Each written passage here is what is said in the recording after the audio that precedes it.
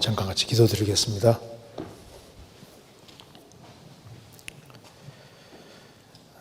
자비로우신 우리 아버지 하나님, 주님의 크신 은혜와 사랑을 생각할 때마다 저희들이 무엇으로 이 크신 은혜와 사랑을 보답해야 할지를 알 수가 없습니다. 저희들이 무엇이간데 불쌍히 여겨주시고 또 주 예수 그리스도의 보배로운 피로 구원해 주시는지 알 수 없습니다. 저희들로 하여금 주님의 크신 은혜와 사랑을 더욱 깨달아 알 수 있도록 도와주시고 모든 일을 사랑 가운데 행할 수 있도록 도와주시옵소서. 오늘 이 시간 주 성령께서 우리 마음 가운데 들어 역사해 주시고 살아계신 하나님의 말씀으로 우리 영혼을 환하게 밝혀 주시옵소서. 그리고 이 말씀이 우리 마음속에 새겨지도록 도와주시고 우리의 실제 삶에 도움이 되도록 역사해 주옵소서. 주님의 영광을 위해 살 수 있도록 더욱 마음을 일으켜 주옵소서.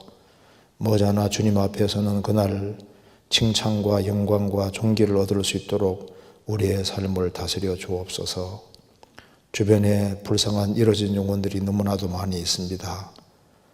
더 많은 영혼들을 주님 품으로 인도하는데 최선을 다하도록 힘과 지혜와 용기를 허락해 주옵소서. 오늘 모든 시종 함께해 주시고 도와주시기를 간절히 의지하오며 우리 구주 예수 그리스도 이름으로 기도하옵나이다. 아멘. 성경 욥기 6장 찾겠습니다. 제가 6장, 7장을 몇 군데 읽겠습니다. 욥기 6장 1절입니다.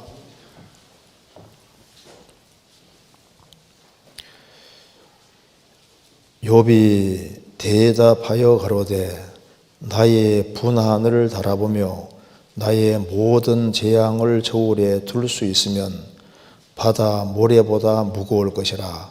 그러므로 하여 나의 말이 경솔하였구나. 전능자의 살이 내 몸에 박힘에 나의 영이 그 독을 마셨나니 하나님의 두려움이 나를 엄습하여 치는구나. 들나귀가 풀이 있으면 어찌 울겠으며 소가 꼴이 있으면 어찌 울겠느냐. 싱거운 것이 소금 없이 먹히겠느냐. 닭의 알 흰자위가 맛이 있겠느냐. 이런 것을 만지기도 내 마음이 싫어하나니 못된 식물같이 여김이니라. 하나님이 나의 구하는 것을 얻게 하시며 나의 사모하는 것 주시기를 내가 원하나니 이는 곧 나를 멸하시기를 기뻐하사 그 손을 들어 나를 끊으실 것이라. 그러할지라도 내가 오히려 위로를 받고 무정한 고통 가운데서도 기뻐할 것은 내가 거룩하신 이의 말씀을 거역지 아니하였음이니라. 내가 무슨 기력이 있건대 기다리겠느냐.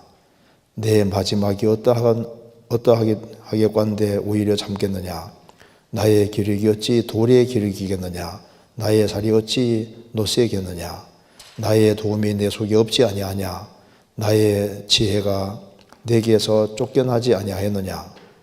피곤한 자 곧 전능자 경유하는 일을 피한 자를 그 벗이 불쌍히 여길 것이오늘 나의 형제는 내게 성실치 아니함이 시냇물의 마름 같고 겨울의 잦음 같구나. 25절. 옳은 말은 어찌 그리 유력한지 그렇지만 너희의 책망은 무엇을 책망하미뇨. 너희가 말을 책망하려느냐. 소망이 끊어진 자의 말은 바람 같으니라. 한 장 넘기겠습니다. 7장 17절. 사람이 무엇이간데 주께서 크게 여기사 그에게 마음을 두시고 아침마다 곤징하시며 분초마다 시험하시나이까. 주께서 내게서 눈을 돌이키지 아니하시며 나의 침 삼킬 동안도 나를 놓지 아니하시기를 어느 때까지 하시리이까. 사람을 감찰하시는 자여 내가 범죄하였은들 주께 무슨 해가 되오리이까. 어찌하여 나로 관역을 삼으셔서 스스로 무거운 짐이 되게 하셨나이까. 거기까지입니다. 우리가 계속적으로 욥기를 배우고 있습니다. 이제 욥이 생기를 저주하니까 자기가 태어난 날을 너무너무 힘드니까 생기를 저주했습니다.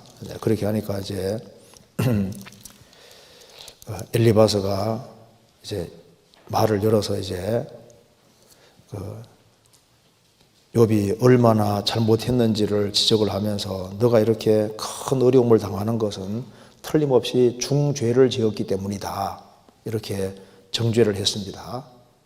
그래서 나 같으면 하나님께 구하고 내 일을 하나님께 의탁하리라. 이렇게 말하면서 이제 욥을 추궁하는 겁니다. 그래 욥은 너무 답답한 거예요. 그래서 욥이 욥기 6장에 보면 이렇게 말했습니다. 여기 이제 18절에 보시면은 하나님이 나의 구하는 것을 얻게 하시며 나의 사모하는 것 주시기를 내가 원하나니 죽고 싶은 거예요. 그래서 9절에 이는 곧 나를 멸하시기를 기뻐하사 그 손을 들어 나를 끊으실 것이라. 재산 다 날아가고 10명의 자녀가 죽고 아내는 욕하고 죽으라고 하고 몸 전체는 병들어 있고 이제 친구들은 위로 한마디 안 해주고 이제 뭐 완전 사방이 막혀 있고 혼에 몰려 있으니까 자기 생기를 저주했잖아요. 차라리 내가 안 태어났으면 이런 꼴은 안 볼 텐데 이제 그렇게 말하면서 너무너무 힘드니까 스스로 죽을 수는 없고 하나님이 나를 빨리 데려갔으면 좋겠다. 이제 이렇게 말하는 겁니다. 근데 그렇게 하는 이유는 여기 이제 나를 끊어질 것이라 그러할지라도 내가 오히려 위로를 받고 무정한 고통 가운데서도 기뻐할 것은 내가 거룩하신 이의 말씀을 거역지 아니하였음이니라. 그러니까 그는 내가 이렇게 큰 재앙 받을 만큼 죄를 지은 일이 없다 그 말입니다. 엘리바스는 너 분명히 중죄를 지었다 하는데 내가 중죄를 지은 게 아니다. 나는 이 상태로 나는 죽어도 원이 없다. 나는 하나님 말씀 가운데 살려고 했고 그리고 말씀을 거역지 않고 진리 가운데 행했다. 그리고 내가 지금 이만큼 견딘 것도 지금 나는 잘 견딘 거다.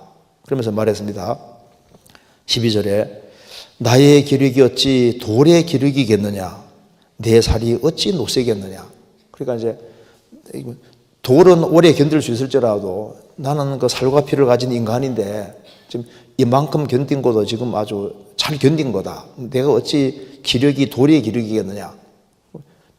그러니까 참고 이제 견디고 있는 중인 거예요. 더 이상 견디기 힘든 상황을 지금 말하는 겁니다. 그래서 이제 욥이 이렇게 큰 어려움을 당하고 있으면은 새 친구가 왔으면 위로를 해줘야지. 정죄하는 것에 대해서 이렇게 참 안타까워하는 겁니다. 14절에 피곤한 자 곧 전등자 경유하는 일을 패한 자를 그 벗이 불쌍히 여길 것이오늘. 욥이 이렇게 심각한 고통을 당했으면은 참 이렇게 위로를 해주고 용기를 줘야 되는데 이제 욥을 공격하는 겁니다. 그래서 나의 형제는 내게 성실치 아니함이 시냇물의 마름 같고 개울의 자점 같구나. 그래서 욥의 세 친구에게는 위로를 받을 수 없는 거예요. 그래서 나귀가 풀이 있으면 어찌 울겠느냐. 소가 꼴이 있으면 어찌 울겠느냐. 닭이 알 흰자위가 소금 없이 먹히겠느냐. 그래서 지금 내가 왜 이런 고통과 어려움을 당하는지 이유를 알면은 여기 들나귀가 풀이 있으면은 울 필요 없잖아요. 소가 꼴이 있으면 어찌 울겠느냐. 싱거운 곳에 소금이 있는 것처럼 지금 내가 이렇게 어려움을 당했는데 거기에 대한 적절한 해답을 내가 안다면은 내가 이렇게 힘들어할 필요가 없지 않느냐. 너희들이 지금 진단하는 건 잘못된 거다 그 말입니다. 싱거운 곳에는 소금을 줘야 되는 것처럼 지금 내가 이렇게 큰 어려움을 당했을 때 전제하기를 너가 그렇게 큰 죄를 지어서 그렇다고 얘기를 하니 이건 정답이 아니다 그 말입니다. 그리고 이제 욥이 자기 생기를 저주한 것에 대해서 그 꼬투리 잡아가지고 이제 욥을 정죄하는데 이렇게 말했습니다. 26절에 너희가 말을 책망하려느냐? 소망이 끊어진 자의 말은 바람 같으니라. 자, 10명의 자녀가 죽고 재산 다 날아가고 몸 전체가 병들어 가지고 생기를 내가 저주하는 말을 했을 때 내가 그 말을 했다고 해서 꼭 꼬투리 잡아가지고 나를 그렇게 정죄하느냐? 너무너무 힘들어서 소망이 끊어져서 나오는 말은 바람같이 그냥 흘러버릴 말이지 왜 또 그 말을 가지고 꼬투리 잡고 그렇게 심각하게 생각하느냐? 이렇게 얘기를 했습니다. 그래서 욥은 자신이 당하는 어려움을 얘기를 하면서 이제 7장 17절 보시겠습니다. 사람이 무엇이간데 주께서 크게 여기사 그에게 마음을 두시고 아침마다 권징하시고 분초마다 시험하시나이까. 주께서 내게서 눈을 돌이키지 아니하시며 나의 침 삼킬 동안도 나를 놓지 아니하시기를 어느 때까지 하시리이까. 욥은 하나님이 나를 주목하고 계시는구나, 그걸 어렴풋이 느끼는 겁니다. 내가 지금 포커스가 돼 있구나, 그걸 느끼고 있는 거예요. 그러면서 이렇게 말했습니다. 20절에 사람을 감찰하시는 자여, 내가 범죄하였은들 주께 무슨 해가 되오리까. 어찌하여 나로 관역을 삼으셔서 스스로 무거운 짐이 되게 하셨나이까.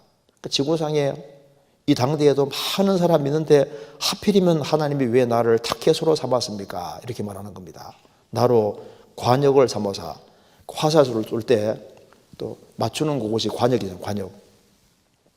하나님이 나를 지구상에서 그 많은 사람 중에 하필이면 나를 관역으로 삼으셨다.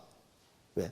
나를 왜 이렇게 크게 여기셔서 나를 타켓으로 삼아가지고 관역으로 삼아서 왜 나를 향해서 그렇게 전능자의 화살을 날렸냐 그 말입니다. 그래서 여기에 20절에 관역이란 말이 나와 있고 6장 다시 보시겠습니다.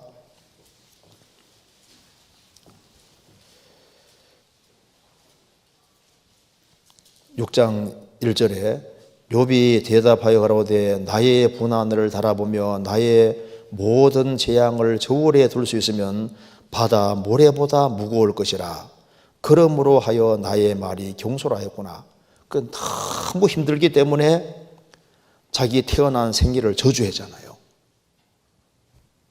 그래서 내가 너무너무 힘들기 때문에 내 말이 경솔했구나. 그러면서 말했습니다. 4절에 전능자의 화살이 내 몸에 박힘에 나의 영이 그 독을 마셨나니. 그러니까 전능자의 화살이 내 몸에 박혔다. 욥이 당하는 고난을 전능자의 화살이 내 몸에 박혔는데 그게 이제 점점 시간이 지나면서 화살은 몸에 박혔는데 나의 영이 그 독을 마셨다. 그래서 너무너무 힘들어서 이제 생일까지 저주하게 되는 일이 생겼다는 걸 얘기를 하고 있는 겁니다. 그래서 이게 7장에서 자신을 관역이라고 했고, 그리고 이제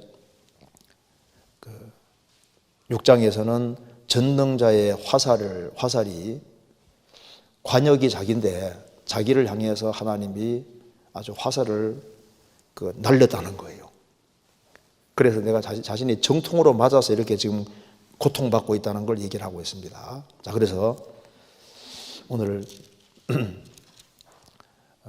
한번 이게 욥기 6장, 7장을 중심으로 해서 이제 욥이 관역이 됐고 그리고 그게 전능자의 화살이 욥에게 탁 꽂혔기 때문에 이거 중심으로 좀 말씀을 드려보겠습니다. 그래서 이제 욥이 전능자의 관역이 됐고 전능자의 화살을 맞았다고 했습니다. 그런데 이제 이것이 이렇게 고통받으면서 이유를 깨닫게 되는 거예요. 그런데 이걸 보면은 욥만 관역이 아닙니다. 교회도 하나님의 관역이고 구원받은 성도 한 사람 한 사람도 사실 하나님의 관역이 되는 거예요. 그렇잖아요. 그리고 마귀도 이제 이렇게 특별히 구원받은 사람을 향해서 아주 안 좋은 화살을 날리지 않습니까? 근데 하나님은 좋은 목적을 가지고서 날리는 화살이 있는 겁니다. 그렇잖아요. 그래서 이런 여러 종류의 화살이 날아올 때 우리가 어떤 태도를 가지고 살아야 될지를 우리가 좀 생각을 해봐야 되겠습니다. 그리고 구원을 받은 사람도 화살을 날려야 할 곳이 있습니다. 그래서 오늘 이렇게 관역과 전능자의 화살을 중심으로 해서 말씀을 드려보겠습니다. 자, 다시 한번 보겠습니다. 욥기 7장입니다.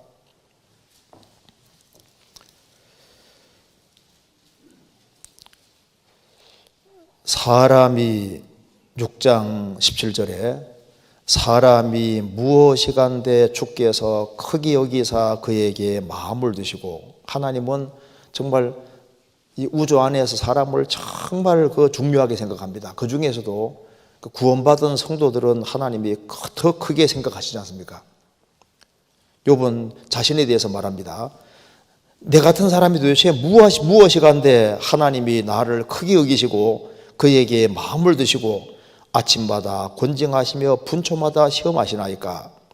주께서 내게서 눈을 돌이키지 아니하시며 나의 침 삼킬 동안도 나를 놓지 아니하시기를 어느 때까지 하시리. 그게 사실입니다.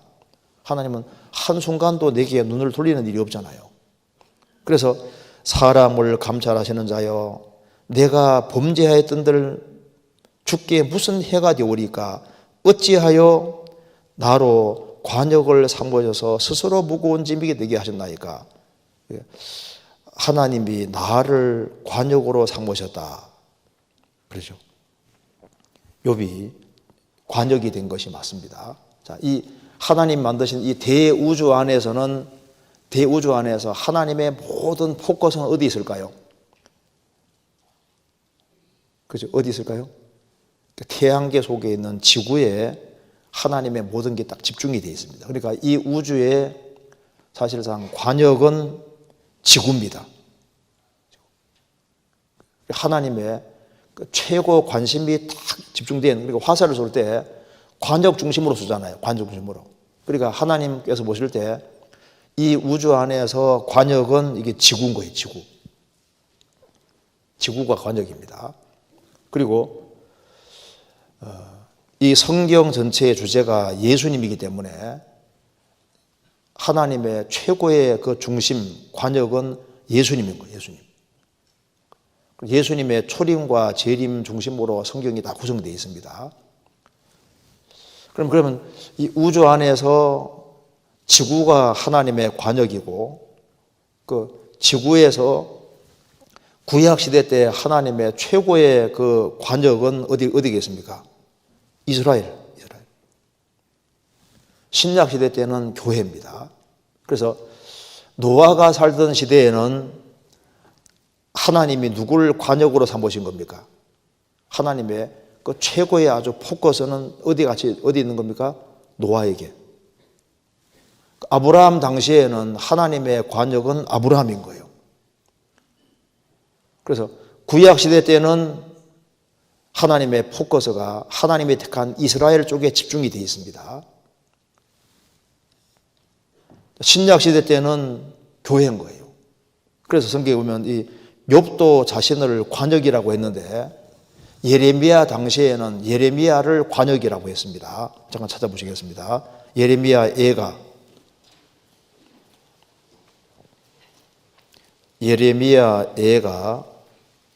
3장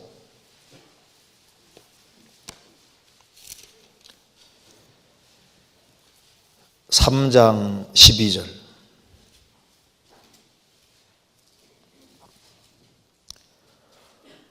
활을 당기고 나로 관역을 삼으시며 전동의 살로 내 허리를 맞추셨도다. 하나님께서 예레미야를 하나님이 관역으로 삼으시고 활을 당기고 내 허리에 맞추셨다. 하나님께서 예레미야를 택해서 예레미야를 하나님께서 관역으로 삼으시고 예레미야가 고통받는 걸 허락을 하신 겁니다. 그래서 예레미야는 하나님 일을 하는 것 때문에 평생 얼마나 고통을 많이 받은지 모르는데 하나님이 일부러 그런 고통을 받게 한 것을 가리켜서 화살을 맞았다고 표현을 하고 있는 거예요.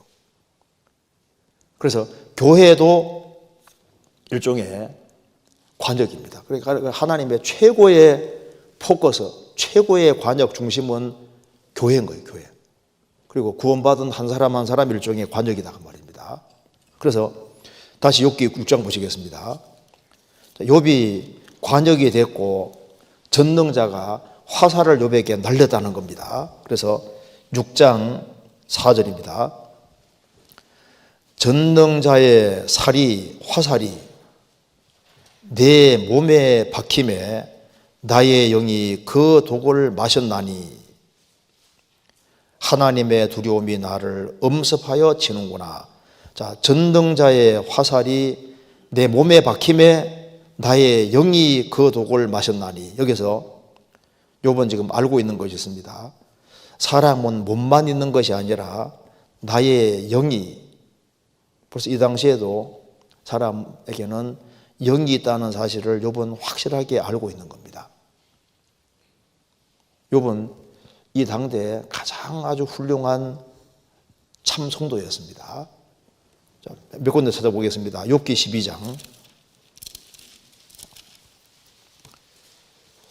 12장 10절 욥이 한 말입니다. 12장 10절 생물들의 혼과 인생들의 영이 다 그의 손에 있느니라.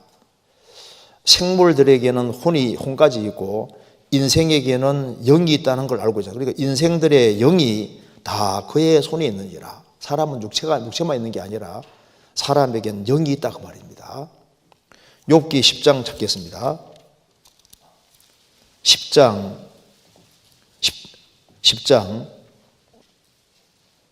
11절 가죽과 살로 내게 입히시며 뼈와 힘줄로 나를 뭉치시고 생명과 은혜를 내게 주시고 곤고하심으로 내 영을 지키셨나이다. 하나님이 태 속에서 나를 만드실 때 가죽과 살로 내게 입히시고 뼈와 힘줄로 나를 뭉치시고, 태 속에서 아기가 형성될 때 뼈가 먼저 생기는 게 아니라 여기에 가죽과 살이 먼저 생기고 뼈와 힘줄이 나중에 생깁니다. 태 속에서 이렇게 나를 만드시고 내가 태어날 때 생명도 내게 주시고 은혜를 내게 주시고 곤고하심으로 돌보심으로 내 영을 지키셨나이다. 욥은 영이 있다는 걸 알고 있어요. 그래서 욥기 19장 26절에 나의 이 가죽 이것이 썩은 후에 내가 육체 밖에서 하나님 보리라. 욥은 참 신앙인입니다. 그는 창조주를 알고 있고 영혼이 있다는 것도 알고 있고 영혼은 대속을 받아야 된다는 것도 알고 있습니다. 대속에 대한 얘기도 뒤에 나오잖아요. 그리고 주님을 자기의 구속자라고 얘기를 하고 있습니다. 욥기 19장 25절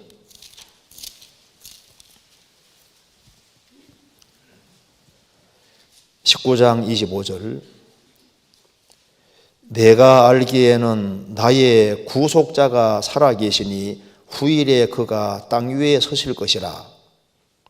나의 이 가죽 이것이 썩은 후에 내가 육체 밖에서 하나님 보리라. 내가 알기에는, 욥은 알고 있습니다. 나의 구속자, 나를 구원할 구속자 예수님이 살아계시니 후일에 그가 땅 위에 서실 것이라. 여자의 손으로 예수님이 메시아가 땅에 오신다 그 말입니다. 그 초림하시고 재림한다는 것도 알고 있는 거예요.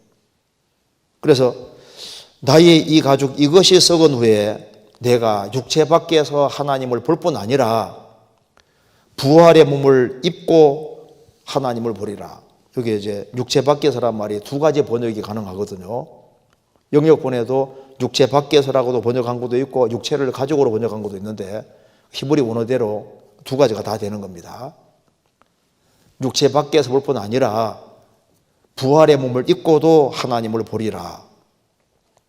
그래서 욥은 사람은 육체만 있는 것이 아니라 영이 있다는 걸 알고 있는 사람입니다. 자, 자, 그런데 욥기 6장 다시 보시겠습니다.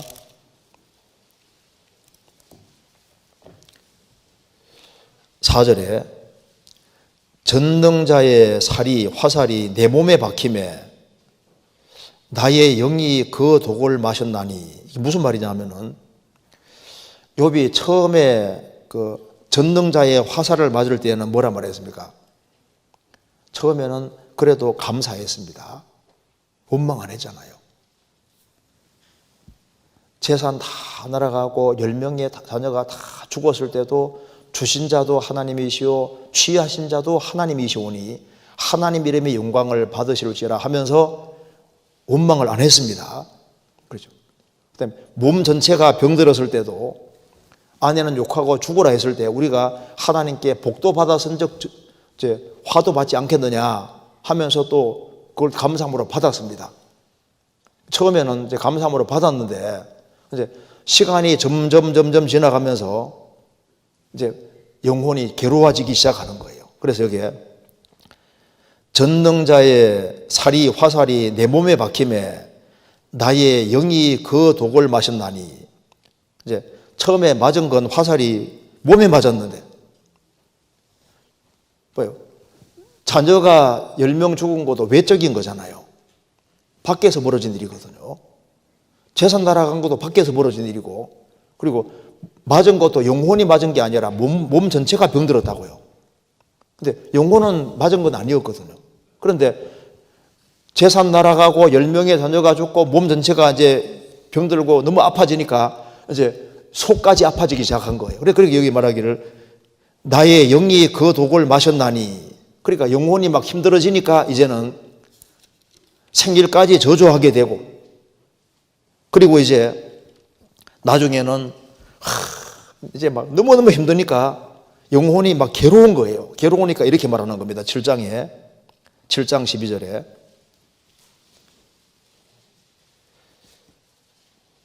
내 영혼의 괴로움을 인하여 원망하리이다. 내가 바다니까 용이니까 주께서 어찌하여 나를 지키시나이까. 그러니까 병들기는 몸이 병들었는데 이게 시간 지나가니까 몸이 계속 아파지고 하니까 영혼이 영향을 받잖아요. 그러니까 영혼이 독을 마셨다고 하고 이제 독을 마시면 이제 힘이 없어지잖아요. 힘들어지니까 이제는 생일도 저주하고 영혼의 괴로움이 너무너무 커지니까 이제 불평이 올라오고 원망이 올라오는 겁니다. 그래서 하나님 너무하지 않습니까? 그 말인 거예요. 내가 바다니까 내가 바다라도 된다는 말씀입니까? 바다는 크지만은 욥은 너무 작잖아요. 이 조그마한 인생에게 이렇게 큰 재앙 주시면 어떻게 합니까? 그 말인 거예요. 내가 용이니까 이 말은 용은 가장 강한 짐승 말하는 겁니다. 용이야 강하지만은 용은 욥기 그 뒤에 나와 있는 대로 막 창을 던지고 화살을 쏘고 칼로 칠지라도 막 끄떡없거든요. 얼마나 가죽이 튼튼한지. 근데 그건 용이야 그렇지만은 인간은 연약한데 허덩어리인데 여기다가 그렇게 큰 재앙을 주시면 어떻게 합니까? 내가 그렇게 강한 존재가 된다고 생각하십니까? 그렇게 말하는 겁니다. 그래서 너무너무 힘들어서 이렇게 말합니다. 욥기 16장입니다. 16장 12절.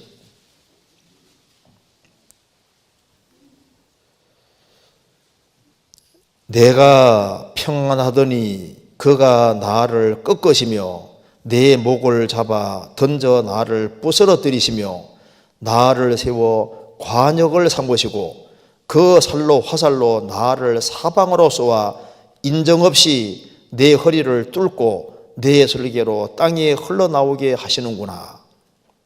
그리고 그분 너무너무 힘드니까 내가 평안하더니 하나님이 나를 딱 꺾으시며 내 목을 잡아 던지시고 나를 부스러뜨리시고 나를 세워 관역으로 삼으시고 화살로 나를 막 사방에서 막 쏘아서 인정없이 그냥 허리를 뚫고 내 쓸개로 땅에 흘러나오게 하는구나. 아주 쉽게 말해 만신창이가 됐다 그 말입니다. 너무 힘들게 된 겁니다. 이제 이런 상황에서도 힘들어하지만은 그렇지만은 믿음은 굳건하게 지키고 있습니다. 욥기 23장에 나에 관한 길을 오직 그가 아시나니 그가 나를 단련하신 후에는 내가 정금같이 나오리라. 그 말 나오잖아요. 그래서 욥은 말합니다. 너무 힘드니까 하나님 왜 나를 그렇게 관역으로 삼으셨습니까? 왜 꼭 내가 관역이 돼야 되는 겁니까? 왜 나를 크게 여기시고 왜 나를 향해서 이렇게 큰 고통을 주시는 것입니까? 이렇게 이제 말을 하고 있는 겁니다. 나중에 욥이 깨달아요. 내게 작정하신 것이 있구나. 그걸 깨닫는 겁니다. 욥기 23장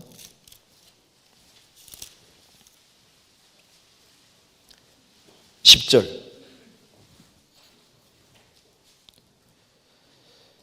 나의 가는 길을 오직 그가 아시나니 그가 나를 단련하신 후에는 내가 정금같이 나오리라. 왜 이걸 단련으로 이해했냐면은 11절에 내 발이 그의 걸음을 바로 따랐으며 내가 그의 길을 지켜 치우치지 아니하였고 내가 그의 입술의 명령을 어기지 아니하고 일정한 음식보다 그 입의 말씀을 귀히 여겼구나. 왜 단련으로 이해하냐면은 내가 일정한 음식을 먹는 것보다 하나님 말씀을 내가 더 귀중히 여기고 내 걸음이 하나님을 바로 따랐다. 그러니까 이건 징계성으로 주어진 건 아니다 그 말입니다. 뭔가 주님 계획을 가지고서 하신 건데 나는 무슨 계획인지는 모르겠다. 나에 관한 길을 나는 모른다. 나에 관한 길을 오직 그가 아시나니 그가 나를 단련하신 후에는 내가 정금같이 나오리라. 그러면서 13절에 그는 뜻이 일정하시니 누가 능히 돌이킬까? 그 마음에 하고자 하시는 것이면 그것을 행하시나니 그런즉 내게 작정하신 것을 이루실 것이라. 이런 일이 그에게 많이 있느니라. 내게 뭔가 작정하신 것이 있을 것이다. 뭔지는 모르지만 작정하신 것이 있을 것이다. 그러면서도 이제 욥의 세 친구가 계속 공격하니까 막 이제 욥이 좀 하지 말아야 될 말을 많이 했습니다. 나는 잘못한 것이 없다고 막 계속 얘기를 하면서 자기 의의를 막 부각시키고 드러내고 했습니다. 그래서 욥의 세 친구가 계속 변론하는 걸 들으면서 엘리후가 젊은 사람이지만은 나중에 욥의 잘못과 욥의 세 친구의 잘못을 지적하면서 욥이 이런 시련과 어려움을 당하는 가운데서 너가 잘못한 것이 있다는 걸 지적하고 있는데 욥이 재산 날아가고 자녀 10명이 죽고 그리고 몸 전체가 병들면서 영혼이 힘들어하면서 너가 잘못한 것이 있다는 것을 얘기를 하고 있는 겁니다. 사람이 이제 영혼의 독을 마시고 너무 힘들어지면은 하지 말아야 될 말을 많이 하게 되고 거기서 뭔가 부족한 모습이 쫙 드러나게 되는 거예요. 그래서 엘리후가 그걸 지적을 합니다. 찾아보시겠습니다. 욥기 36장에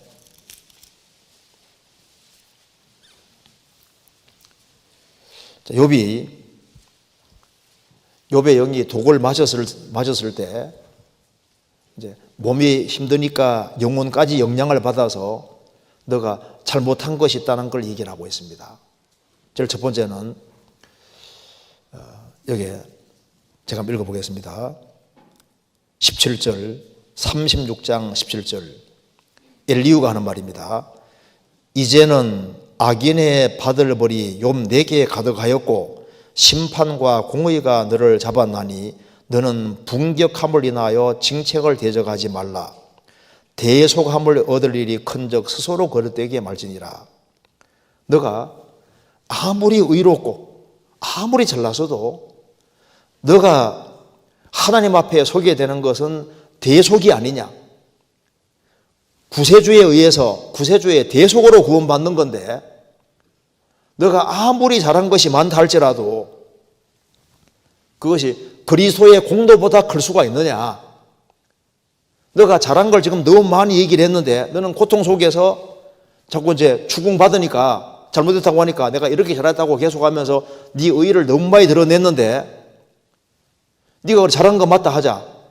그렇다고 해서 그거보다 하나님의 의, 그 대속에 대해서 그걸 크게 얘기하지 않고 너의 의의를 너무 많이 나타낸 것은 옳지 않은 것이 아니냐.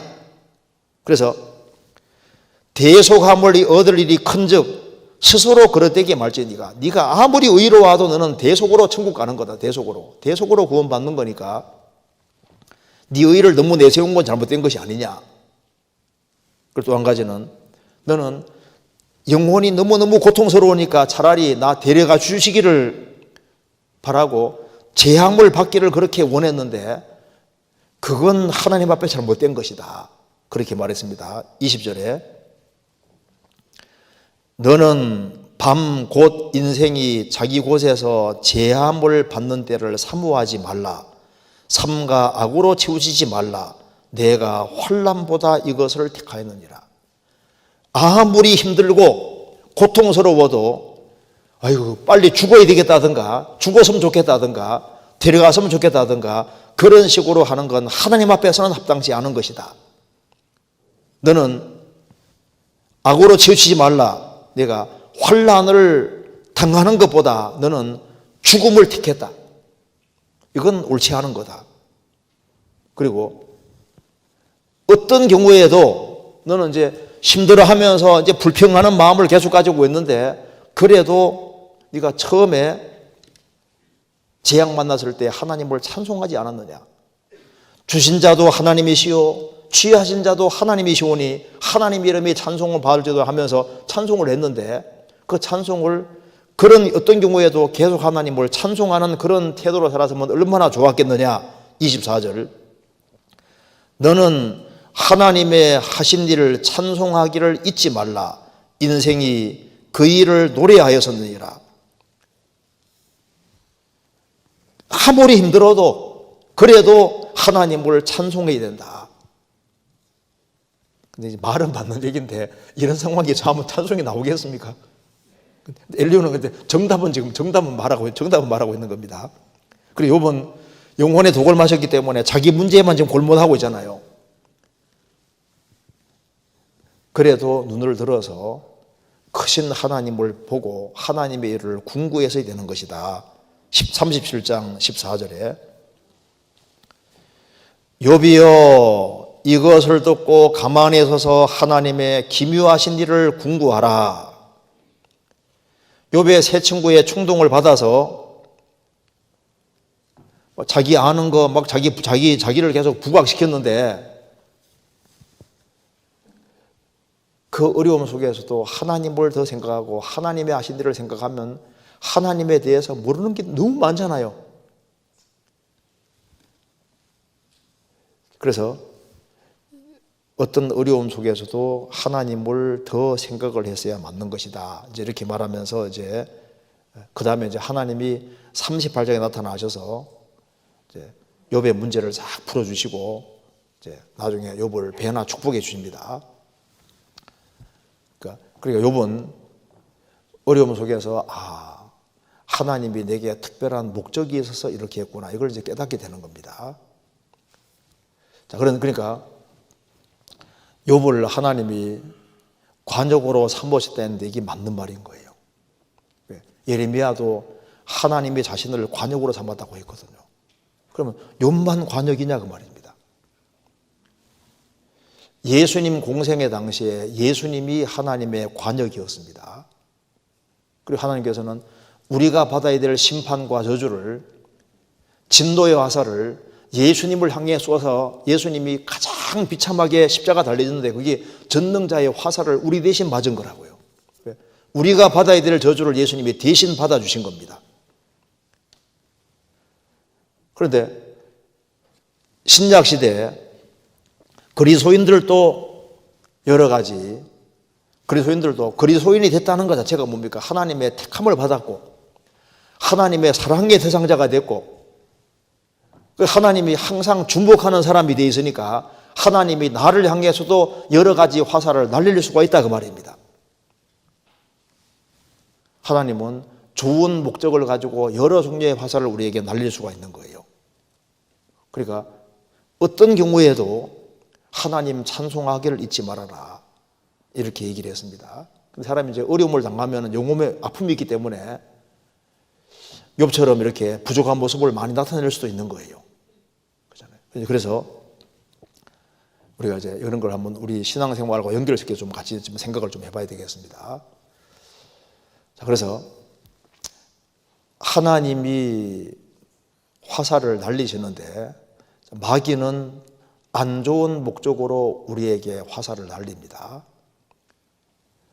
특별히 구원 안 받은 사람은 마귀 밥통 속에 들어있다고 하고, 특별히 이제 사탄의 권세에다가 하나님께 딱 속하게 된 사람은 마귀가 미워하고 싫어하잖아요. 그러니까 마귀의 구원받은 즉시 마귀의 타켓이 되는 겁니다. 마귀가 구원받은 사람을 관역으로 삼고 구원받은 사람을 향해서 불화살을 날립니다. 자, 이 지구 안에서 활 쏘기의 명수가 누군지 아세요? 활을 정말 잘 쏘는 사람. 우리나라도 활 잘 쏘지 않습니까? 시합했다면 거의 1등을 휩쓸지 않습니까? 우리나라가 동이족이라서 그런 것 같아요. 몽골 사람들도 활 잘 쏘거든요. 그런데 정말 활을 잘 쏘는 자가 있는데 거기 마귀입니다. 마귀는 딱 틈이 있으면요, 틈을 향해서 정확히 화살을 날리거든요. 구원받은 사람은 즉시 전쟁터에 들어왔고, 그리고 딱 마귀 눈에 딱 띄는 게 누굽니까? 구원받은 사람인 거예요. 그리고 특별히 신앙생활을 잘하는 사람, 마귀가 위협을 느끼기 때문에 신앙생활을 잘 하려고 하는 사람일수록 눈에 딱 띄게 돼 있고 마귀 관역이 딱 되는 겁니다. 그래서 그 구원받은 사람을 향해서 화살을 쏘아야 되는 거예요. 성경 에베소서 6장 찾겠습니다.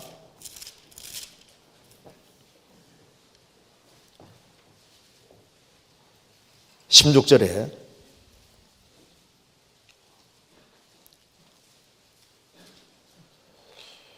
모든 것 위에 믿음의 방패를 가지고 이로써 능히 악한 자의 모든 화전을 소멸하고, 여기 악한 자가 마귀입니다.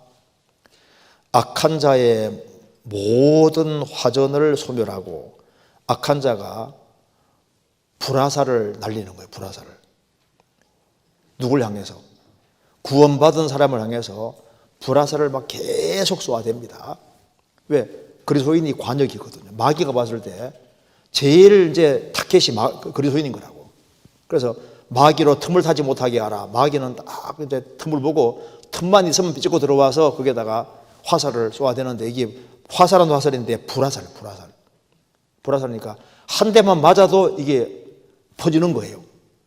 목적 음볼에 불화살을 딱 맞으면 다 태워버리거든요. 마귀 화살 하나 맞으면은 이게 번쩍이 되어 있다니까요. 마귀는 특히 어디를 향해서 화살을 날리냐면 마음을 향해서. 물어 지킬 만한 것보다 더욱 내 마음을 지키라. 생명의 근원이 이에서 남이니라. 그 마음을 향해서 마귀는 불화살을 딱 날리는 거예요. 그리고 마귀가 혼자 날리는 것이 아니라 특별히 가까운 사람을 통해서 화살을 날립니다. 그래서 성경 고린도전서 15장 56절에 사망에 쏘는 것은 죄요 죄의 권능은 율법이니라. 사망에 쏘는 것은 죄요.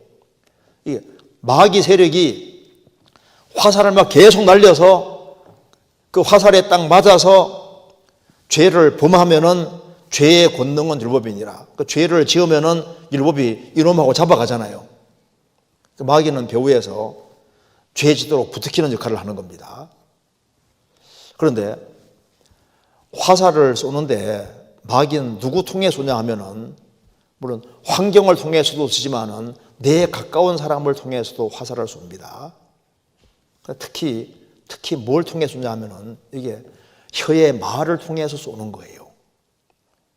아담 자손은 다 타락된 기질이기 때문에 가장 가까운 사람을 통해서, 혀의 말을 통해서 이렇게 화살을 쏘아서 마음을 다치게 하고 틈이 생기게 하고, 틈이 생기면 그걸 통해서 이제 삐집고 들어와서 맹공격을 퍼부어 대는 겁니다. 성경 찾아보시겠습니다. 예레미야 9장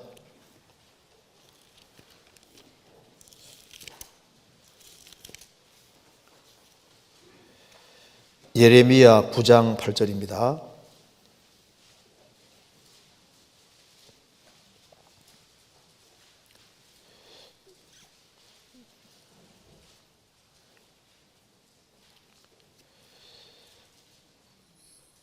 그들의 혀는 죽이는 살 화살이라. 거짓을 말하며 입으로는 그 이웃에게 평화를 말하나 중심에는 해를 도모하는도다. 그들의 혀는 죽이는 화살이라. 그러니까 혀로 실제로 많은 사람을 죽이고, 사람이 마음이 이제 진리 편에 가 있지 않고 거짓 편에 가 있으면 이 혀로 화살처럼 날리는 거예요. 그래서 성경 잠언 26장 18절 19절에 횃불을 던지며 살을 쏘아서 사람을 죽이는 미친 사람이 있나니 자기 이웃을 속이고 말하기를 내가 희롱하였노라 하는 자도 그러하니라. 횃불을 던지며 화살을 쏘아 사람을 죽이는 미친 사람이 있나니. 그리고 장난삼아 말을 했는데 그 말이 사람에게 아주 큰 상처를 주고 죽일 수도 있는 거예요. 우리가 가정생활 속에서도 자녀에게 말할 때도 조심해야 됩니다. 듣기는 속히 하고 말하긴 더디하며. 근데 그 부모가 자식에게 하는 말이 화살이 될 수도 있는 거예요. 영혼에 그 마음에 꽂히고 영혼에 꽂혀서 영혼이 걸어가게끔. 그래서 부모가 자녀에게 막 함부로 말하는 사람 있지 않습니까? 그러면 자녀가 그 상처를 엄청 받거든요. 그래서 어릴 때 받은 상처는 또 오래 가기 때문에요. 또 아내가 남편을 향해서, 남편이 아내를 향해서, 형제가 자매 향해, 자매가 형제를 향해서 말을 할 때 이게 화살이 될 수가 있는 겁니다. 그래서 이게 화살을 쏘는데, 그래서 입대면에 망하는 게 두 개 있다 그러죠. 물고기, 하나는 사람 입. 물고기 낚시에 걸리잖아요. 그러니까 정말 말을 조심해야 되는 게 맞습니다. 마귀는 우리 가까이 있고 마귀가 불화살을 날리는 동시에 그 불화살에 맞은 사람이 또 자기가 또 그 입으로 또 다른 사람에게 또 혀로 화살을 날린다니까요. 시편 11편입니다.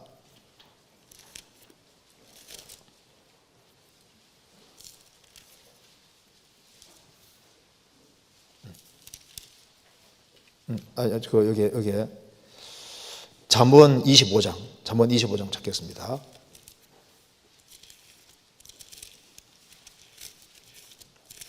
잠언 25장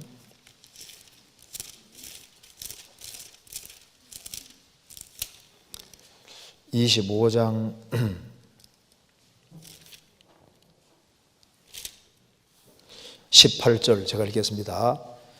이웃을 쳐서 거짓 증거하는 사람은 방망이요 칼이요 뾰족한 살이라. 이웃을 쳐서 거짓 증거하는 사람은 뭐와 똑같냐면 이 방망이로 사람을 막 치는 것과 똑같은 거예요. 그리고 그건 칼이요 뾰족한 화살이니라. 성경에도 말하기를 이 사람의 말 자체가 참 이게 조심해야 될 말입니다. 특별히 우리가 형제자매들이 같이 만나서 말할 때도 교회에 대해서, 성도에 대해서 말하는 건 굉장히 조심해야 됩니다. 잘못하면 이게 화살이 될 수도 있는 거예요. 그 하고 많은 좋은 얘기들이 많이 있는데 그 안 좋은 얘기들, 그런 얘기들은 그게 자기 신앙 손해 보는 겁니다. 그리고 이 책들도 사람을 죽이는 화살이 될 수 있거든요. 그 다윈이 종의 교훈이라는 책을 썼는데 그 책 때문에 얼마나 많은 사람이 죽었습니까? 성경은 편집됐다. 그런 엉뚱한 주장을 해가지고 얼마나 많은 사람의 신앙을 무너뜨렸습니까? 그게 다 마귀 조언을 지킨 것이 되는 거예요.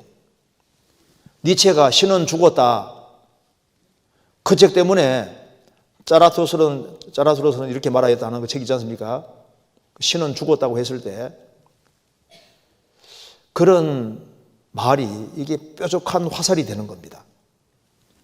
그러니까 많은 잘못된 어떤 교리 같은 걸 주장하는 사람도 사람을, 영혼을 죽이는 거예요. 그러니까 사람을 살리는 것이 있는가 하면은 죽이는 것이 많이 있습니다. 말을 막 함부로 하는 사람은 화살을 막 쏘아대는 것과 똑같은 겁니다. 형제 사이를 이간하는 말을 하는 거 말하고 허망한 풍설을 전파하고 이 모든 것이 다 이게 다 사람 넘어뜨리는 게 되는 거예요. 여기에 시편 57편 찾겠습니다. 57편 4절.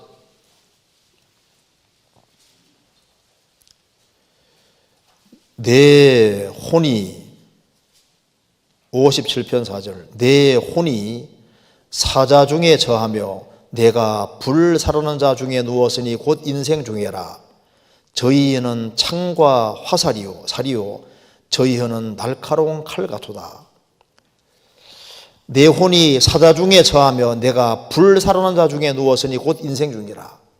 사람은 아담 자손이기 때문에 언제든지 사자로 돌변할 수 있거든요.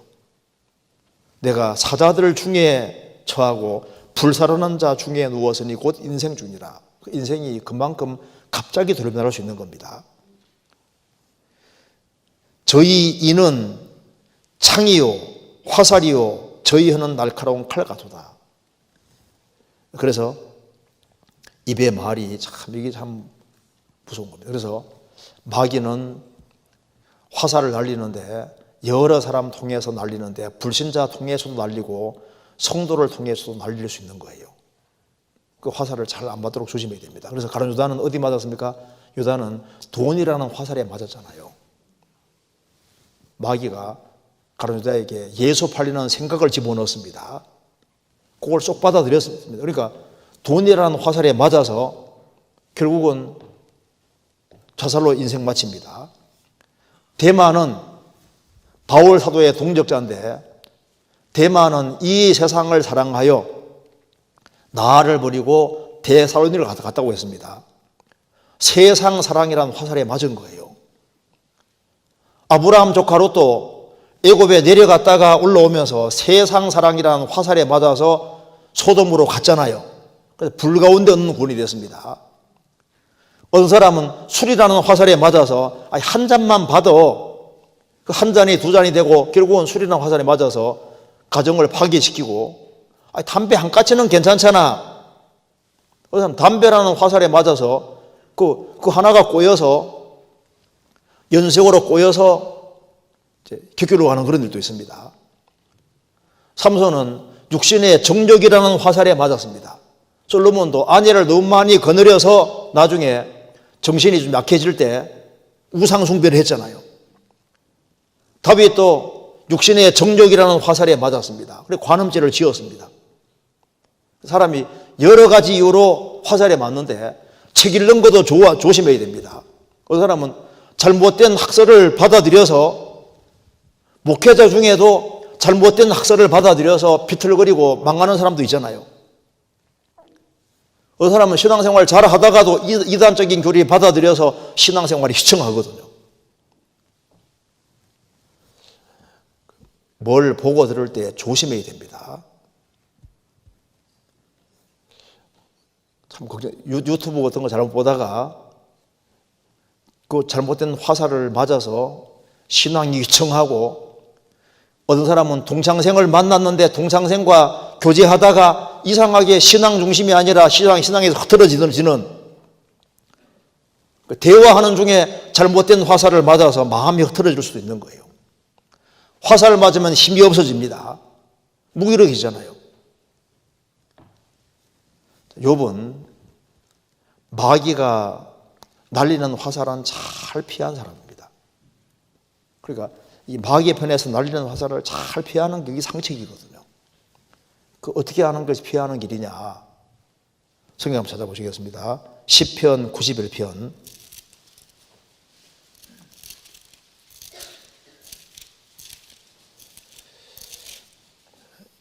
91편 5절입니다. 너는 밤의 놀램과 낮에 흐르는 살 화살과 흑암 중에 행하는 연병과 백주에 항폐케 하는 파멸을 두려워 아니하리로다. 밤의 놀램과 낮에 흐르는 화살과 흑암 중에 행하는 연병과 백주에 항폐케 하는 파멸을 두려워 아니하리로다. 우리가 사실 밖에 나갔다 들어오는 사이에 많은 화살이 날아다니고 있습니다. 지금도 화살 날아다니고 있습니다. 우리가 회사에 출근하고 퇴근하는 사이에, 세상 사람과 접촉하는 사이에, 이것저것 보고 듣는 사이에 알게 모르게 화살들이 막 계속 날아다니고 있는데, 그걸 안 맞는 길이 뭐냐 하면 여기에 9절, 내가 말하기를 여호와는 나의 피난처시라 하고 지존자로 거처를 삼았으므로. 그러니까 하나님을 자기 피난처로 확실하게 삼는 사람은 여러 화살이 날아다녀도 그걸 잘 피할 수 있는 겁니다. 하나님을 자기 피난처로 삼고, 그리고 에베소서 6장에 말한 대로 전신갑주를 입고 특별히 뭘 가져야 되냐면 믿음의 방패를 딱 가지는 방패를. 에베소서 6장 다시 보시겠습니다. 에베소서 6장 1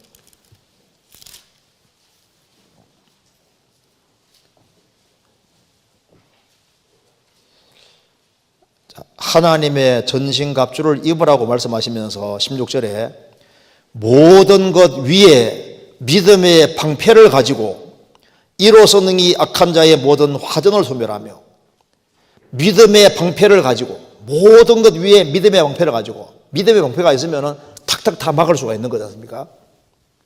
온갖 불화살이 날아오는데 믿음의 방패를 가지고서 막아야 되는 거라고요.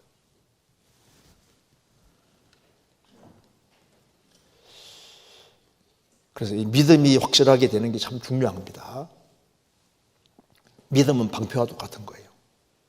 그리고 세상에 나갔다가 들어오는 사이에 이 불화살을 안 맞으려면 제일 좋은 갑옷 중에 갑옷이 무슨 갑옷인지 아시죠? 성경 성경 베드로전서 4장 찾겠습니다. 베드로전서 4장 1절입니다.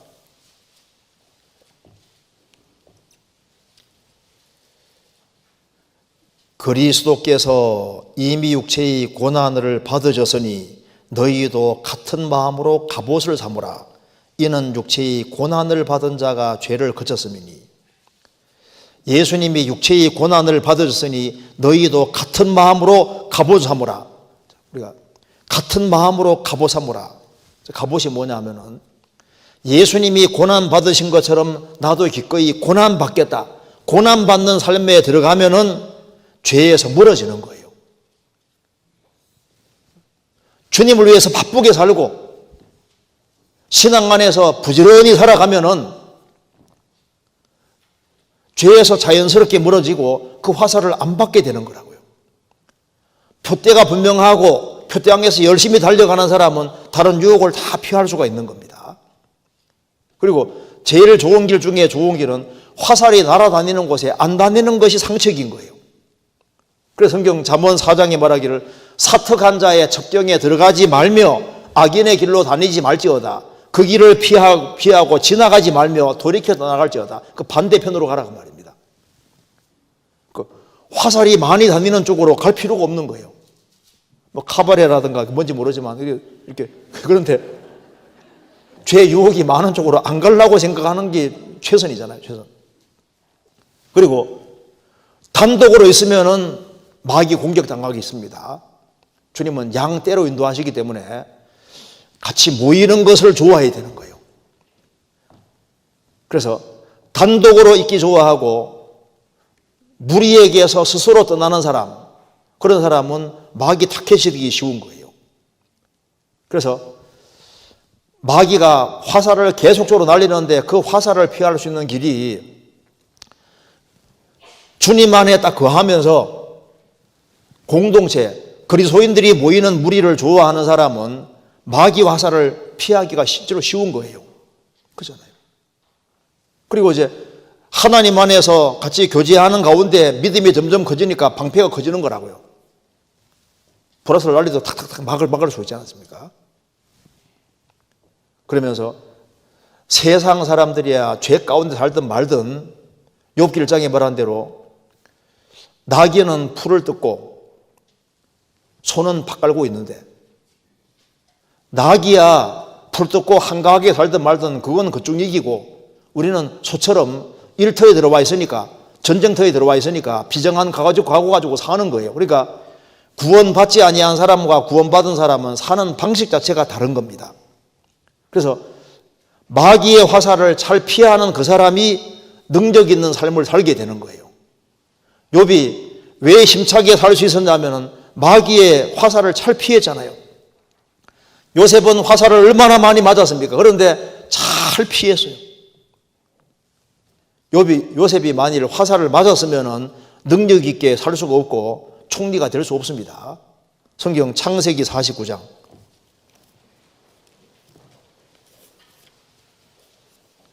창세기 49장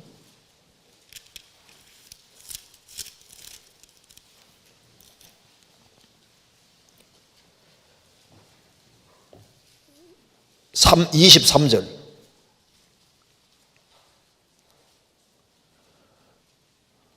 활 쏘는 자가 그를 학대하며 그를 쏘며 그를 군박하였으나 요셉의 활이 도리어 경강하며 그의 팔이 힘이 있으니 야곱의 전능자의 손을 힘입음이라. 여기 보면은 활 쏘는 자가 요셉을 쏘며 활 쏘는 자가 그를 학대하며 그를 쏘며 그를 군박하였으나 요셉은 이복 형제들을 속에 살았습니다. 17살까지 살면서 10명의 형들에게 얼마나 많은 화살을 받았습니까? 근데 그 화살을 잘 피했습니다. 애굽에 단독으로 떨어져 있으니까 에집트 사람들에게 얼마나 많은 그 모욕도 받고 어려움이 많았을 거예요. 그렇지 않습니까? 나중에 보디발 아내 때문에 억울한 누명 쓰고 감옥까지 가고 그래서 많은 화살을 받았는데 그 화살을 받았고 그래서 너무나도 번거롭고 힘이 들었지만은 요셉의 팔이 도리어 경강하며 그의 팔이 힘이 있으니 야곱의 전능자의 손을 힘입니다. 그러니까 요셉은 그걸 잘 넘어간 겁니다. 화살을 잘 피한 거예요. 부모가 너무 아주 막 말을 함부로 한다 할지라도 자녀가 믿음의 방패를 가지고 자기가 잘 막으면요 또 아무 문제가 안 될 수도 있거든요. 과격한 남편이나 뭐 아내나 주변에 누가 있다 할지라도 믿음의 방패를 가지고 잘 막는 사람은 그런 아주 혹독하고 어려운 환경 속에서도 그렇게 큰 문제가 안 될 수 있는 거예요. 그래서 내가 화살을 맞아 넘어졌을 때 남의 탓으로 돌리는 것도 옳지 않습니다. 어떤 경우에도 우리가 이 화살을 잘 막아서 신앙이 굳건해져야 됩니다. 마귀는 분명히 불화살을 날리거든요. 온갖 종류의 화살을 날립니다. 그 마귀에 속지 말아야 되는 거예요. 그런데 하나님도 화살을 날립니다. 전능자의 화살을 맞았다 했지 않습니까? 구원받지 아니한 사람은 앞으로 하나님의 무서운 화살을 맞습니다. 실제로. 헬라어로 죄라는 단어가 하르마테마, 이게 무슨 말이냐면요. 관역을 벗어났단 말이지 않습니까?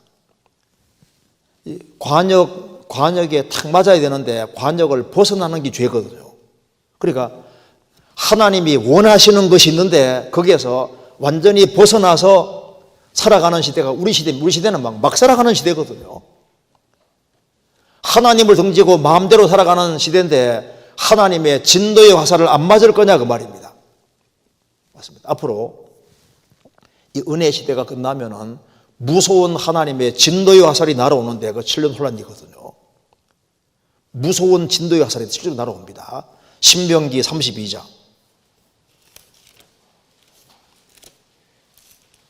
신명기 32장 23절.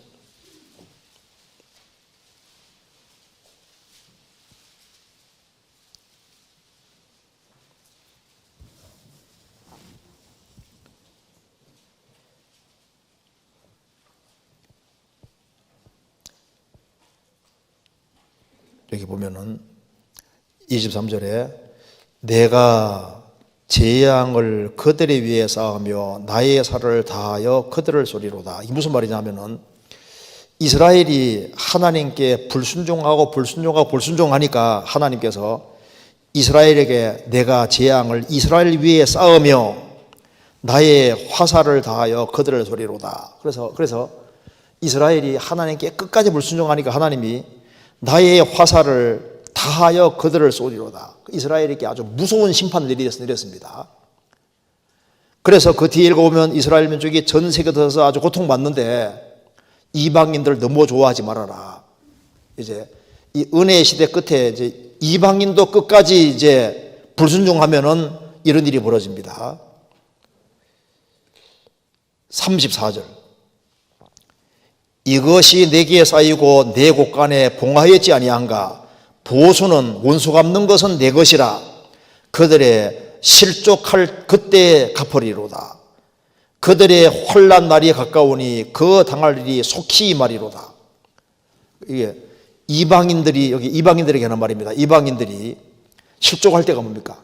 끝까지 그리스도를 안 받아들일 때는 이방인에게 혼란이 내려오는데 시편 7편에는 죽일 기계를 또한 예비하시며 그 만든 사람 뭐라 했습니까? 화전이로다, 불화살이로다. 구원 안 받은 사람에게 불화살이 내려옵니다. 그 불화살이 원수의 염통을 다 뚫는 거예요. 시편 45편입니다.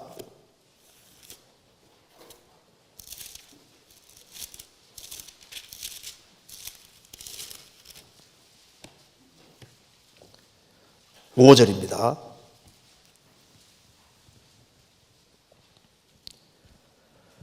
왕의 살이 날카로워 왕의 원수의 염통을 뚫으니 만민이 왕의 앞에 엎드러지는도다. 여기 왕이 누굽니까? 예수님입니다. 예수님. 하나님이면서 사람이신 예수님. 만왕의 왕이신데 왕의 화살이 날카로워 왕의 원수의 염통을 뚫으니 만민이, 전 세계 만민이 왕의 앞에 엎드러지는도다. 그러니까 주님의 원수가 되면은 진노의 화살을 맞을 수밖에 없는 거예요. 하나님은 화살을 쏘시는 분입니다. 이제 구원을 끝까지 거역하는 사람들, 하나님을 끝까지 등지는 사람에게 진노의 화살이 날아오게 되어 있는 거예요. 그런데 욥이라는 사람이 전능자의 화살을 맞은 것은 좋은 목적이었습니다. 하나님께서는 구원을 받은 사람에게 여러 종류의 화살을 날리시는데 그리스도인들이 잘못할 때 징계라는 화살을 날리는 것이 맞습니다. 그런데 그 징계도 일종의 사랑이거든요. 마귀는 너무 틀리는 목적으로 화살을 날리고 하나님께서는 우리가 잘 되기를 바라기 때문에 하나님께서 화살을 날리시는데 그리스도인들이 큰 죄를 지으면은 징계의 화살은 분명히 날아옵니다. 다윗이 우리아의 아내를 범하고 우리아를 죽였을 때 다윗은 영혼의 고통과 괴로움을 느꼈는데 그건 죄로 인한 고통과 괴로움을 느끼는 거예요. 그래서 그가 너무너무 힘들 때 뭐라고 했냐면 내가 전능자의 화살을 맞았다고 했거든요. 시편 38편 찾겠습니다.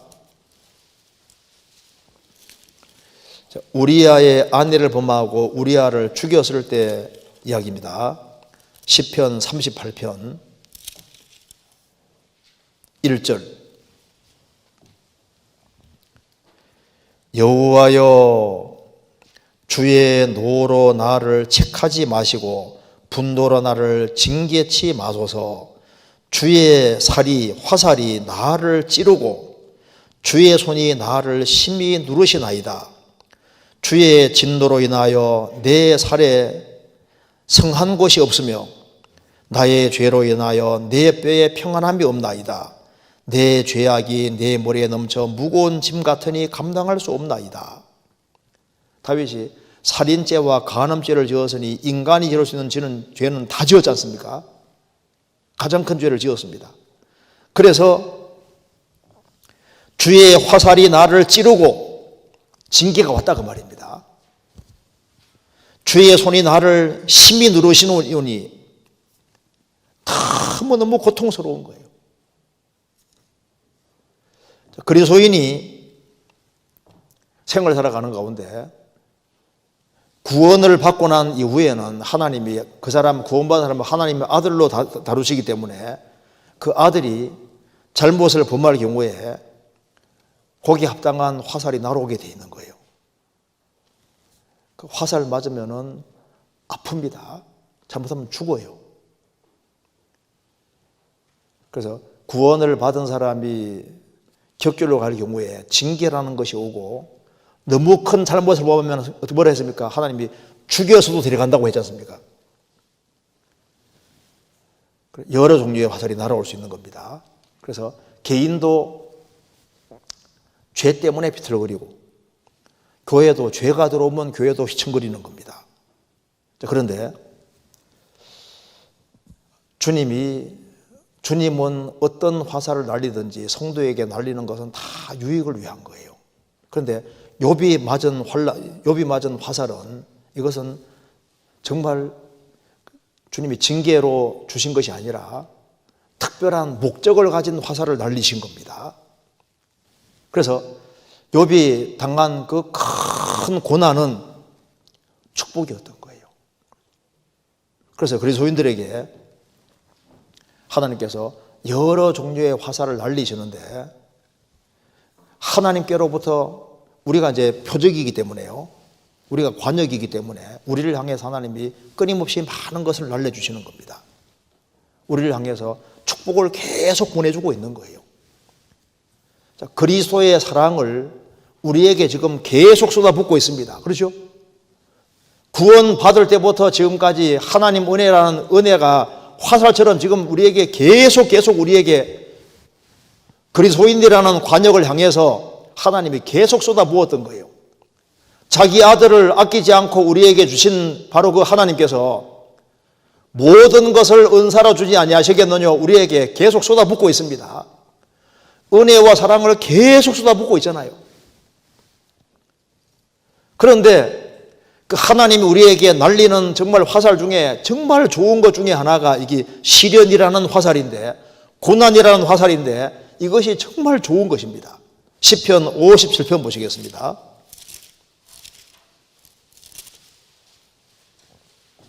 (2절)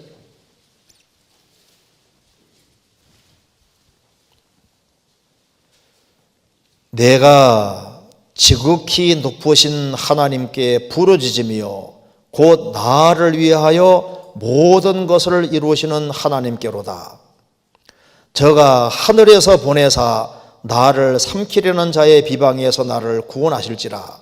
하나님이 그 인자와 진리를 보내시리로다. 내가 사자 중에 처하고 불사란 중에 눕고 참 그 아주 시달리고 고통받을 수 있습니다. 그런데 내가 지극히 높으신 하나님께 부르짖으며 곧 나를 위하여 모든 것을 이루시는 하나님께로다. 구원받은 사람 다윗에게도 하나님이 목적을 가지고 여러 가지를 보내신 것처럼 나를 위해서 모든 걸 이루시는 하나님이 배후에 계시는 겁니다. 하나님을 사랑하는 자, 곧 그 뜻대로 부르심을 입은 자들에게는 모든 것이 합력하여 선을 이루느니라. 모든 것이 합력해 선을 이룹니다. 우리는 그의 만드신 바라 우리는 새로운 피조물이고 주님의 작품이기 때문에 주님께서 목적하신 것이 있는 거예요. 나의 가는 길을 오직 그가 하시나니 그가 나를 단련하신 후에는 내가 정금같이 나오리라. 정금같이 나온다는 계획을 가지고 있습니다. 나를 위해 모든 것을 이루시는 분인데 그래서 나를 위해서 모든 걸 이루시기 위해서 8절에 저가 하늘에서 보내사 나를 삼키려는 자의 비방에서 나를 구원하실지라. 하나님이 그 인자와 진리를 보내시리로다. 하늘에서 보내시는데, 하늘에서 우리를 위해서 그리스도를 보내주셨습니다. 우리가 신앙생활 잘하도록 하기 위해서 우리에게 인자와 진리를 보내시리로다. 사랑도 보내시고 진리도 보내시고 은혜도 계속 보내시는 겁니다. 그리고 하나님께서는 하늘에서 보내시는데 정말 좋은 것 중에 좋은 것이 이 고난이라는 것이 얼마나 좋은 것인지 모르는 거예요. 내가 죄를 범하지 않았는데 이유가 없이 나는 열심히 살았는데 어려움 같은 것이 올 때 그것이 정말 좋은 것이다 그 말입니다. 우리 인생이 커가는 것도 사실 고난 속에서 커가는 거예요. 고난 속에서. 그래서 환난 중에 즐거워하며 평탄한 것만 좋은 것이 아닙니다. 욥이라는 사람에게 이런 징계가 없이, 이런 큰 어려움이 없이 그냥 욥이 하나님 잘 섬기고 편안하게 살다가 가는 것과 이런 큰 시련을 당한 거하고 어느 것이 더 좋은 것일까요? 욥은 정말 이렇게 큰 시련을 통과하게 해주신 하나님께 정말 두고 영원히 계속 감사할 겁니다.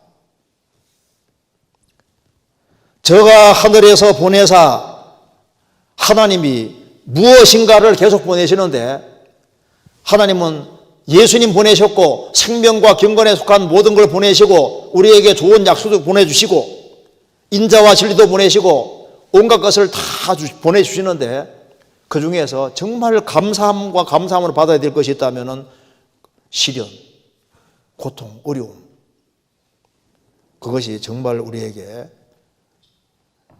좋은 것이라고 할 수 있습니다. 그래서 고난이 있을 때 그걸 감사함으로 받는 게 정말 필요하고 내게 나는 이유를 모르지만은 눈물은 흐르지만은 내게 작정하신 것을 그가 이루실 것이다. 믿어야 되는 거예요.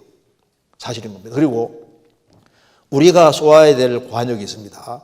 구원받은 사람은 하나님의 아들인 동시에 용사로 부르심 받았기 때문에 과거에는 용사는 활을 잘 쏴야 됩니다. 칼도 잘 사용하고 활도 잘 사용해야 되거든요. 우리는 전쟁터에 들어와 있습니다. 우리가 화살을 날려야 될 곳이 있는 거예요. 마귀 심장을 향해서 우리가 기록되어서되 그게 화살 날리는 것 똑같은 거예요. 마귀가 공격해 올 때 하나님의 말씀이라는 화살을 날리는 것이 마귀를 이기는 길이 되는 겁니다. 마귀의 심장을 향해서 화살을 탁 날리는 거예요. 예수님께서도 마귀 이기실 때 말씀으로, 신명기 말씀으로 이기셨습니다. 사람은 떡으로만 사는 거야. 기록되어서되 사람이 떡으로만 살 것이 아니요 하나님 입으로 나오는 모든 말씀으로 살 것이니라. 주를 시험하라고 딱 하니까 주를 시험하지 말라는 말씀 탁 인용하시지 않습니까? 내게 경배하면 이 모든 걸 내게 주리라.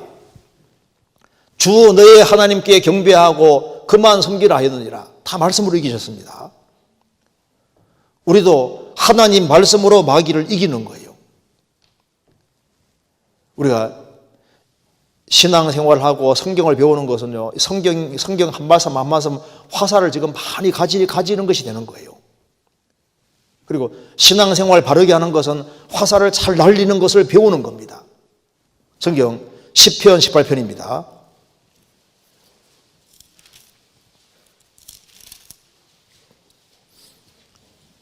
(32절)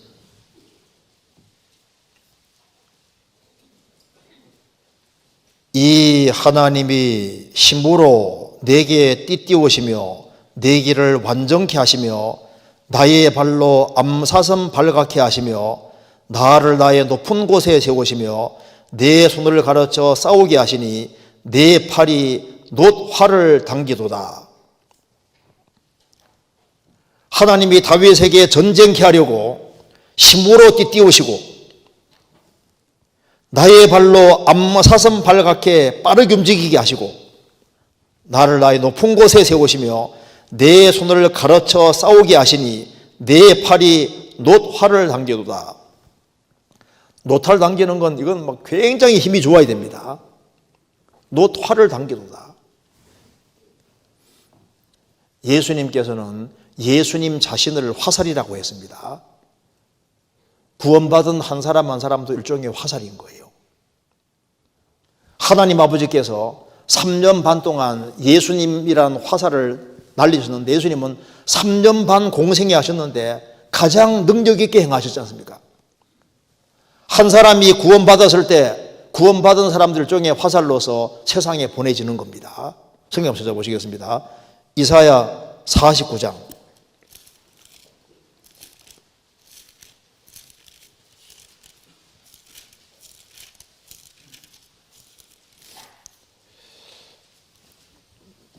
49장 2절 내 입을 날카로운 칼같이 만드시고 나를 그 손 그늘에 숨기시며 나로 마광한 살을 만드사 그 전통에 감추시고 내게 이르시되 너는 나의 종이요 내 영광을 나타낼 이스라엘이라 하셨도다. 이게 예수님에 대한 말씀인데요. 자, 예수님은 여호와의 종으로 오셨습니다. 그래서 예수님 입을 날카로운 칼같이 만드시고 예수님을 그 손 그늘에 숨기시며 예수님을 마강한 화살로 만드사 그 전통에 감추시고 3년 반 동안 예수님이란 화살을 세상을 향해 날리셨습니다. 예수님은 십자가에 죽으시고 부활하심으로 구원을 완성하셨고 가장 능력 있게 행하셨습니다. 구원을 받은 사람도 일종의 화살로 존재하는 거예요. 화살로. 우리가 구원받고 주님 앞에 갈 때까지 우리 화살이 다니는 것과 똑같은 거예요. 화살이. 그런데 마광한 화살이니까 잘 갈려진 날카로운 화살로서 예수님은 마귀 염통을 탁 뚫었잖아요. 능력 있게 행하셨습니다. 구원을 받은 사람도 마찬가지입니다. 그래서 베드로 사도는 한 번 설교하니까 막 사람들이 마음이 찔려서 어찌할꼬, 말씀의 화살을 잘 날려서 어찌할꼬 한 번으로 막 3,000명, 5,000명씩 구원받았습니다. 우리도 마찬가지잖아요. 그래서 그리스도인들은 화살인 동시에 또 이 하나님 말씀 자체가 화살입니다. 그리고 이제 또 하나 마지막으로 생각할 것은요. 자녀가 화살이라고 생각해 본 적이 있어요? 찾아보시겠습니다. 시편 127편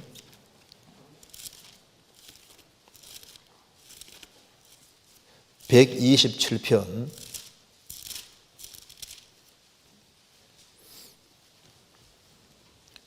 2절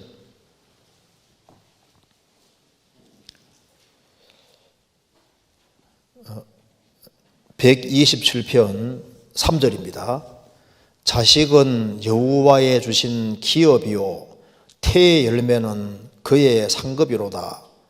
젊은 자의 자식은 장사의 수중에 있는 화살 같으니 이것이 그 전통에 가득한 자는 복되도다.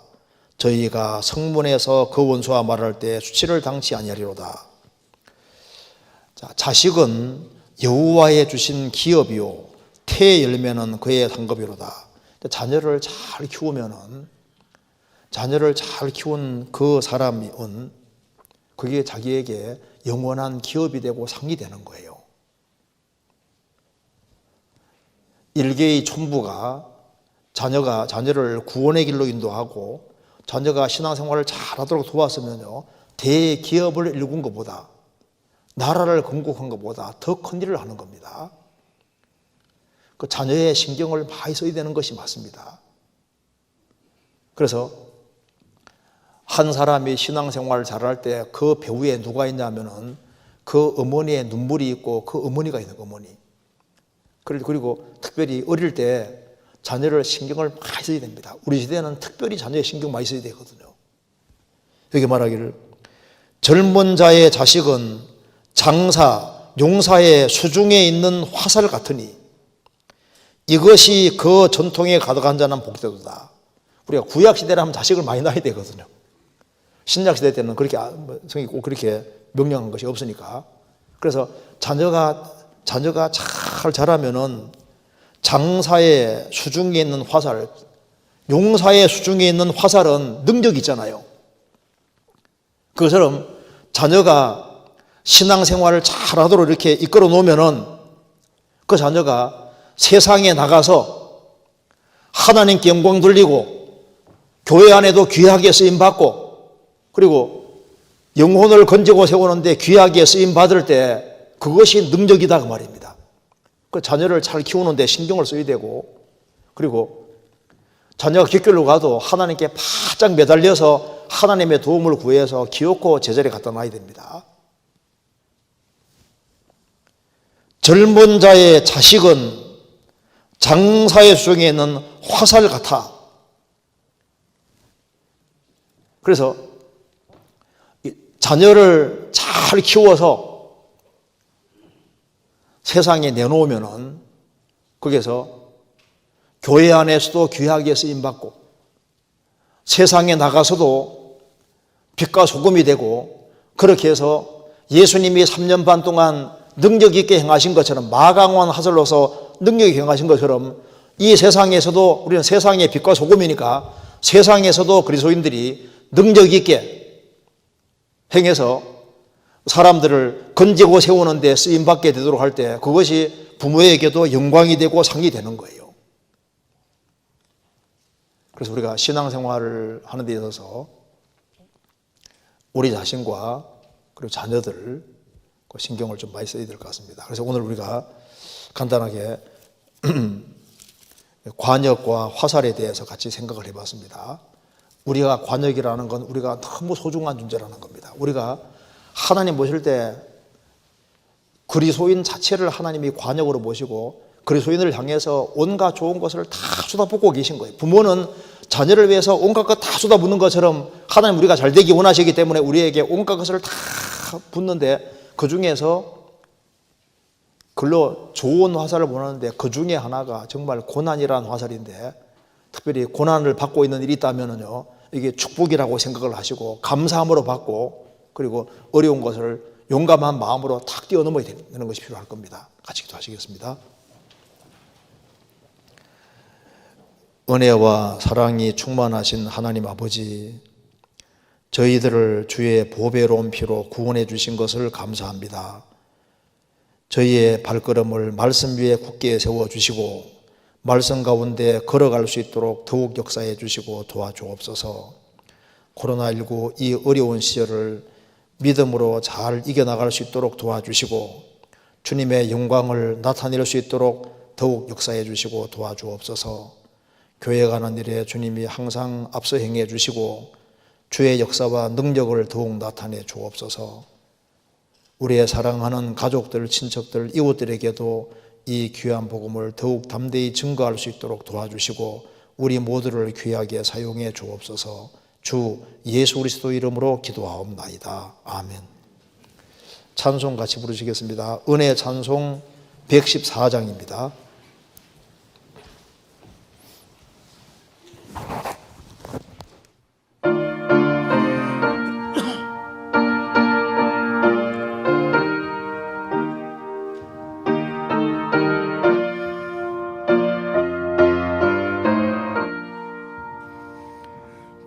괴로울 때 주님 얼굴 보라 평화의 주님 바라보아라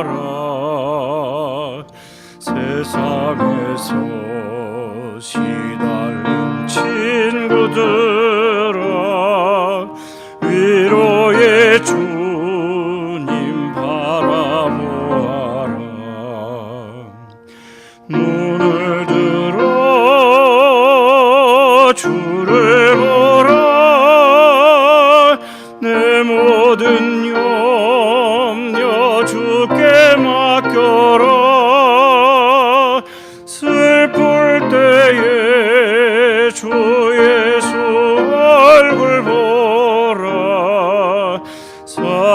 세상에 주님 안식 주리라.